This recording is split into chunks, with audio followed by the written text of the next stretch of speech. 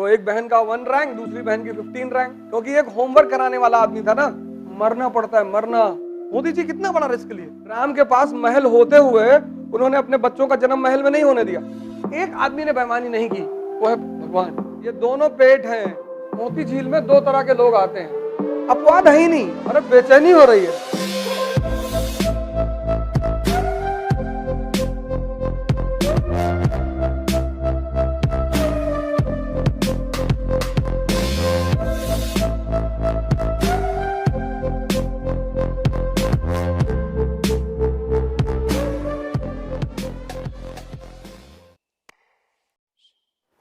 मुझे कुछ चीजें पता चल गई हैं दुनिया में।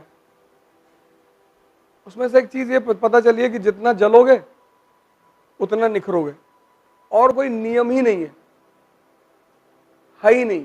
इसीलिए राम ने अपने बेटे को जंगल भेज दिया। यही वजह थी, और कोई वजह थोड़ी थी। जंगल में ऐसा थोड़ी जंगल में गए छोड़ आए, आश्रम में थे,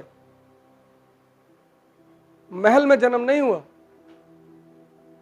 तो तुम तो वैसे ही भाग्यशाली हो कि तुम्हारे बहुत सारे लोगों का महल में वैसे ही जन्म नहीं हुआ। राम के पास महल होते हुए उन्होंने अपने बच्चों का जन्म महल में नहीं होने दिया, क्योंकि उनको पता है कि जिसका भी जन्म महल में होगा वो ज्यादातर अपवाद सभी जगह होते हैं। मुकेश अंबानी भी एक रईस आदमी के बेटे हैं, लेकिन एक काबिल आदमी है। लेकिन ज्यादातर लोग सुख सुविधाओं में बचपन से इतना डूब जाते हैं, भाई 3 दिन से एसी नहीं है यहां पे, लेकिन हमें क्लास लेना है।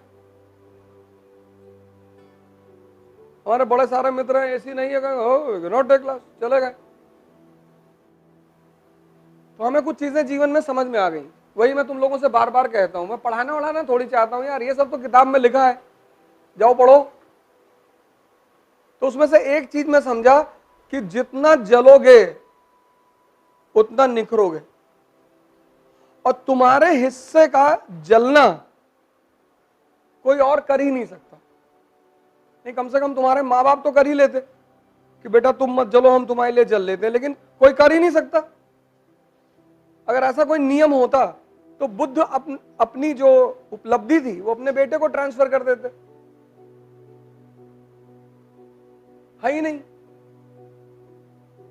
अंबेडकर जले तो इतने महान बने, गांधी जले, पढ़ो ना इनकी बायोग्राफी। मैं तुमसे क्यों कहता हूं ऑटोबायोग्राफी पढ़ने के लिए? इसलिए थोड़ी कि उसके क्वेश्चन मेंस में आते हैं, इसलिए कहता हूं कि तुम जब भी किसी को पढ़ोगे तो एक बात तुम्हें पता चलेगी कि यह व्यक्ति जला, अपवाद है ही नहीं, है ही नहीं। जीवन में तुम चुनौतियां ही तो हैं, और क्या, और रिस्क है। मोदी जी कितना बड़ा रिस्क लिए। उस आदमी की जो रिस्क है ना, उसका कोई तुलना नहीं है। मैं एक प्रधानमंत्री के रूप में भले उनके बहुत सारे कदमों से सहमत ना हूं, लेकिन मैं 2 चीजों का उनके हमेशा सम्मान करता हूं। एक उनकी उपलब्धि का, हमेशा आप मेरा कोई भी वीडियो देखेंगे मैं उनकी उपलब्धि का बड़ा सम्मान करता हूं, क्योंकि वो जहां से आए हैं उस जगह पर ये चीज का सपना देखना कि मैं प्रधानमंत्री बनूंगा, वही बहुत बड़ी बात है।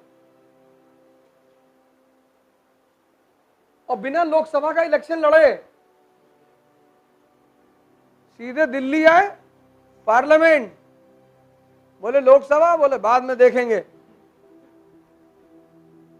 यहां लोग जिंदगी भर सपा बसपा कांग्रेस बीजेपी के पीछे कार्यकर्ता बने घूम रहे कि भैया वार्ड मेंबर का चुनाव लड़वा दो। उस पर वो नेता बोलता कि तुम्हारे लिए बहुत अच्छा सोचा है, तुम 2 साल वेट करो, अच्छा सोचा है तुम्हारे लिए, कुछ बड़ा सोचा है।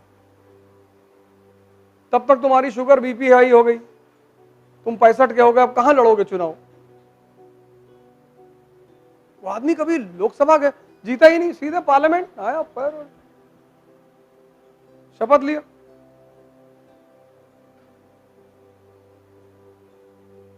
ये सब व्यक्तित्व है। कितनी मजबूती से उस व्यक्तित्व का निर्माण हुआ होगा, कितना जला होगा आदमी, कितने टेम्परेचर में।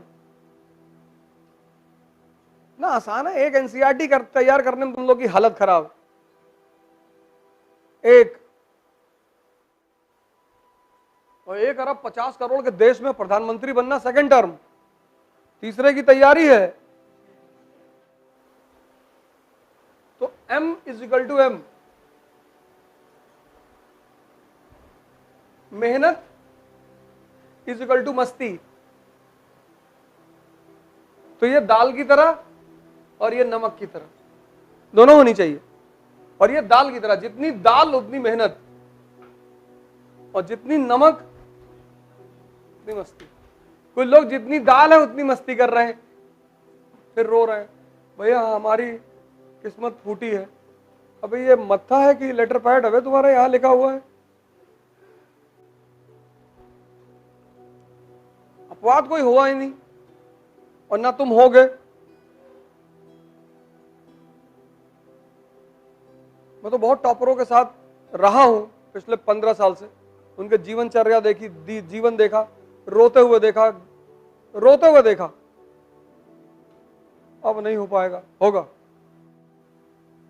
पता लगा रात में 2 बजे फोन कर दी, सर बहुत बेचैनी हो रही है। अच्छा क्या हो रहा है? तो बेचैनी हो रही सर। तो कैसा फील कर रहे हो? अरे बेचैनी हो रही है। कहाँ बैठे हो? सर वो वहां बैठे, IIT के पास बैठे हैं। तो पैदल चले आओ उन्नाव तक, और जहां रास्ते में खत्म हो जाएगी बता देना। पता लगा 6 किलोमीटर चले, बोले खत्म हो गई सर, तो वापस चले आओ, बैठ के पढ़ो। यही तो मानव है सब। तो हमको नहीं होती क्या? होती है। हमको डर नहीं लगता क्या? लगता है। सब मनुष्य हैं।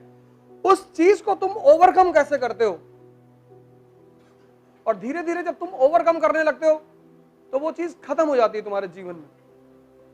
और जब काम नहीं कर पा रहे हो, होमवर्क नहीं कर पा रहे हो, हम स्कूल में क्यों अच्छा परफॉर्म करते थे? क्योंकि टीचर्स होमवर्क ना करने पे पीटती थी।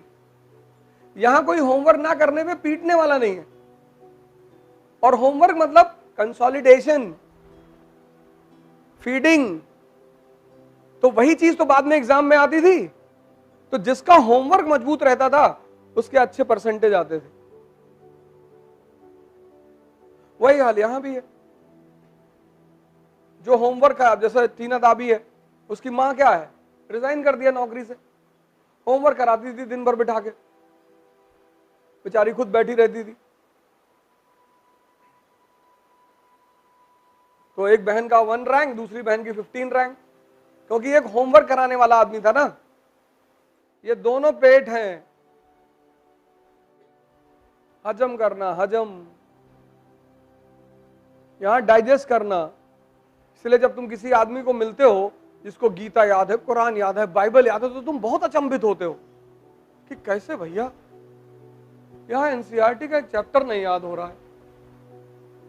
तो क्या तुम्हारी क्षमता कम है? नहीं। एक आदमी ने बेईमानी नहीं की, वो है भगवान। उसने क्षमताएं सबको बराबर की दी, उसने बुद्धि सबको दी, सद्बुद्धि बहुत कम लोगों को दी। मोती झील में 2 तरह के लोग आते हैं, एक 5 से 11, एक 11 से 5। एक 5 से 11 हर आदमी भाग रहा है, दौड़ रहा है, एक्सरसाइज कर रहा है, बॉडी बना रहा है। और एक 11 से 5 वो न्यूटन वाले लोग आते हैं। वो कान में बताते रहते दूसरे को कि देखो न्यूटन का लॉ था पहला ऐसा, और body at rest will be at rest. तो धक्का उक्का देके समझाते रहते हैं।